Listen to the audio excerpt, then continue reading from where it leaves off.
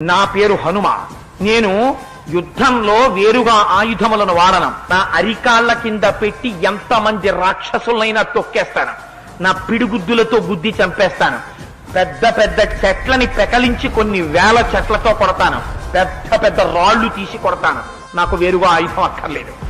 ఎలా వచ్చానో అలా 100 యోజనముల సముద్రాన్ని దాటి వెళ్ళిపోతాను. నన్ను పట్టగలిగిన మొగాడు మీ లంకాపట్టణంలో లేడు. అంతే హడిలిపోయారు, పరిగెత్తారు. మళ్లీ వెళ్లి రావణాసురుడికి చెప్పారు. 80,000 మంది కింకరులు మలసిపోయారు. 5 సేనాగ్ర నాయకుల్ని పిలిచాడు. ఈసారి మీరు వెళ్లి జాగ్రత్తగా పట్టండి. వీళ్ళు 5 సేనాగ్ర నాయకులు వెళ్లారు. విరూపాక్ష, యూపాక్ష, దుర్ధర, ప్రగస, భాసకర్ణులని 5 వాళ్ళు. 5 రథం ఎక్కి వెళ్లారు. వెళ్లి స్వామితో యుద్ధం మొదలుపెట్టారు. 5 5 వైపుల నుంచి ముట్టడించారు. ఒక పెద్ద మద్ది చెట్టును ఒక దాన్ని పెకలించారు. చేత్తో పట్టుకుని గిర్ర గిర్ర గిర్ర గిర్ర తిప్పి కొడితే అంతే సగం నేల కట్టుకుంది, సగం చెట్టు కట్టుకుంది. రావణుడు ఆ మాట వచ్చింది. 5 సేనాగ్ర నాయకులు కూడా మరణించారని. ఇంకా ఎవరిని పంపాలో అర్థం కాక ఇంద్రజిత్తు వంక చూశాడు. వెళ్ళి ఎలాగైనా సరే ఆ హరివీరుడి యొక్క వేగం తగ్గించి పట్టుకుని తీసుకురా, అవకాశం దొరికితే సంహరించు, బయలుదేరమన్నాడు. తండ్రికి ప్రదక్షిణం చేసి నమస్కారం చేసి, వాడి రథం మామూలుగా కాదు, యజ్ఞగుండంలోంచి బయటికి వచ్చింది ఆ రథం. అది ఎక్కుతాడు వాడు ఆ రథాన్ని.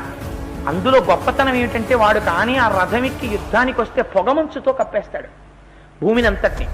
ఎవరికి తన ఎదుటనున్నవాడు కూడా కనపడ్డాడు. భూమి మీద కాకుండా దిక్కులు విదిక్కులు తిరుగుతుంది వాడి రథం. చప్పుడు వినపడదు. ధనస్సు కాని, వింటినారి కాని, వాడి చప్పుడు కాని, రథం చప్పుడు కాని వినపడదు. అంత శక్తి సామర్థ్యాలున్నవాడు. వాడు యుద్ధానికి బయలుదేరి వచ్చాడు. హనుమని వాడు చూశాడు, హనుమ ఇంద్రజిత్తుని చూశారు. ఇద్దరు ఒకరికి దొరకకుండా ఒకరు కొట్టుకుంటున్నారట. ఎన్ని బాణాలో ఇంద్రజిత్ వేస్తున్నాడు. ఒక్క బాణం తగలకుండా సూక్ష్మ రూపంలో వాటి మధ్యలోంచి హనుమ తిరుగుతున్నారు. వేశాడు, బాణాలు వేశాడు. ఈ హరివీరుణ్ణి వేగం తగ్గిస్తే తప్ప పట్టుకోలేము. అసలు ఈయన వేగం ముందు ఆగిపోవాలి, ఆగిపోతే పట్టుకోగలం అనుకున్నాడు. ఒక్కసారి బ్రహ్మాస్త్రాన్ని ప్రయోగించాడు. బ్రహ్మాస్త్రానికి కట్టుబడ్డం వల్ల స్వామి హనుమ నేల మీద పడ్డారు. ఈలోగా ఈ రాక్షసులందరూ పరిగెత్తుకొచ్చేశారు. సరే, ఎంతసేపు యుద్ధం చేస్తాను, చూడాలి కదా 10 తలల పురుగుని, ఏదో 4 మాటలు చెప్పాలి కదా. సరే చూద్దాం అనుకున్నారు. ఈయన్ని పట్టుకున్నారు, కర్రలతో కొడుతున్నారు, తాళ్లతో కట్టారు, ఈడ్చుకుంటూ రావణాసురుడి యొక్క సభామంటపంలోకి తీసుకెళ్లారు. విలువన్న వస్త్రం కట్టుకుని, ముత్యాల హారాలు వేసుకుని, స్ఫటికములతో చేయబడిన ఆస్తరణం మీద ఒక ఉత్తమమైనటువంటి ఆసనం మీద కూర్చున్నటువంటి ఆ రావణాసురుడిని చూశారు. నేను సుగ్రీవుని యొక్క రాయబారిని, రామచంద్రమూర్తి యొక్క దూతని. రామచంద్రమూర్తి ఒకసారి చంపేస్తానని ప్రతిజ్ఞ చేసినటువంటి వాణ్ణి రక్షించడం అన్నది మాత్రం ఎవరికీ సాధ్యం కాదు. మండిత విస్ఫులింగ విషమ జ్వలితానుల కీలలు వబ్జ గర్భాండము నిండ రామ వసుధాదిపుడేశుడు వజ్ర సాధన ఖండిత పంక్తి కంట కనకంట పురాంతక శైలచాలనోద్దండ బల ప్రచండ పురదండ విఖండన చండకాండముల్. రామచంద్రమూర్తి వచ్చి తన బంగారు కోదండాన్ని నిలబెట్టి అక్షయబాణ తూణీరమలలోంచి బాణములు తీసి వింటినారికి సంధించి విడిచిపెడితే తళ్ళు తలమనేటటువంటి మెరుపులతో లంకాపట్టణపు ఆకాశాన్నంతటినీ కమ్మేసి రాక్షస సంహారం చేస్తున్నప్పుడు రావణ, నీకు దిక్కన్నవాడెవరు ఉండడు, నిన్నెవ్వడు ఆదుకోలేడు. మర్యాదగా తీసుకెళ్లి సీతమ్మ తల్లిని రామచంద్రమూర్తి యొక్క చరణారవిందముల యందు సమర్పించి బ్రతికిపోరా తుచ్చుడా అనేసరికి వాడికి ఎక్కడలేని ఆగ్రహం వచ్చింది. ఒక నిండు సభలో నన్నొచ్చి ఇలా మాట్లాడిన వాడు ఇతపూర్వం లేడు. వానరములకు తమ తోట అంటే చాలా ఇష్టం. అందుకని ఈ తోకకి నిప్పు పెట్టండి. వెంటనే పాత బట్టలు అట్టుకొచ్చారు, తోక చుట్టూ చుట్టారు, దాని మీద నెయ్యి పోశారు, అగ్నిహోత్రం వెలిగించారు. ఈ లంకా పట్టణాన్ని కాల్చి అగ్నిహోత్రుడికి సంతర్పణ చేసి వెళ్ళిపోతారు. అయితే మొదట ఎవరింట్లో పెట్టాలని చూశారు ప్రసారి. ఒక్కసారి ఒక ప్రాసాదం మీదకి దూకి ఒక ఇంటి మీదకి దూకుతున్నారు. ఇదేమిట్రో ఇప్పటిదాకా కట్టారనుకున్నాం, నిప్పట్టుకు పరిగెడుతున్నాడు, ఎవరింట్లో పెట్టేస్తారో అని వీళ్ళు అడిగిపోతున్నారు. అంతే ఇన్నాళ్ళ నుంచి కడుపు మండిపోయి ఉన్నారు దిక్పాలకులు. అగ్నిహోత్రుడికి ఇన్నాళ్ళకి అవకాశం దొరికింది. ఇలా పెట్టగానే అంటుకుంటున్నట్టు కాల్చేస్తున్నాడు. ఒక పక్క ఆయన కాలుస్తున్నాడు. వాయుదేవుడికి సంతోషం, నా కొడుక్కి తోటకి నిప్పెడతావురా అనుకున్నాడు ఆయన. అగ్నిహోత్రుడు ఇక్కడ కాలుస్తుంటే ఒక పక్క హనుమ పట్టుకెడుతున్నారు, ఓ పక్క వాయువు పట్టుకుపోతాం, పట్టుకుపోయి అందరిళ్లలో పెట్టేస్తోంది. కొన్ని చోట్ల ఆకుపచ్చగా కాలిపోతోంది, కొన్ని చోట్ల పచ్చగా కాలిపోతోంది, కొన్ని చోట్ల ఎర్రగా కాలిపోతోంది, లంకంతా కాలిపోతోంది. అలా కాలిపోతుంటే స్వామి వెళ్ళి ఒక్కసారి ఆ త్రికూటాచల పర్వతం మీద నిలబడ్డారు. మళ్ళీ ఒక్కసారి ఆకాశంలోకి ఎగిరారు. మేఘాల్ని తాగుతున్నారా అన్నట్టుగా ఆకాశ మండలంలో వెళ్ళారు. అవతల ఉత్తర దిక్కున వానరులందరూ ఎదురు చూస్తున్నారు.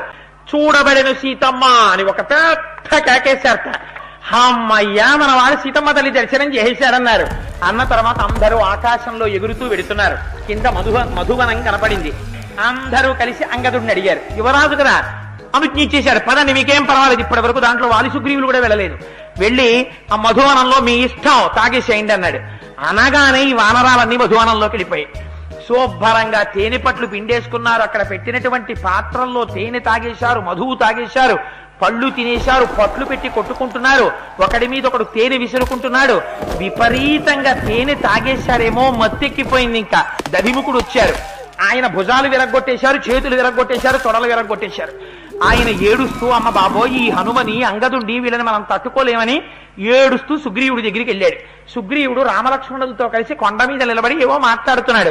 దక్షిణ దిక్కుకెళ్లినటువంటి హనుమ మొదలైన వాళ్ళు వచ్చారు, మధువనవంజనం చేస్తున్నారని ఏడుస్తున్నాడు, దెబ్బలు చూపిస్తున్నాడు. హనుమ దక్షిణ దిక్కుకు వెళ్ళారు కాబట్టి పని పూర్తయింది, సీతమ్మ దర్శనం అయింది. కాబట్టి ఏమీ సమస్య లేదు, ఒక్కసారి వాళ్ళందరినీ ఇక్కడికి రమ్మనన్నాడు. అమ్మ తపస్సుని పాటిస్తోంది, నీయందు పరిపూర్ణమైనటువంటి ప్రేమతో ఉంది, పాతివ్రత్యంతో ఉంది అని సీతమ్మ తల్లి చెప్పినటువంటి ఆనవాళ్లన్నీ చెప్పారు. చూడామణిని ఇచ్చారు.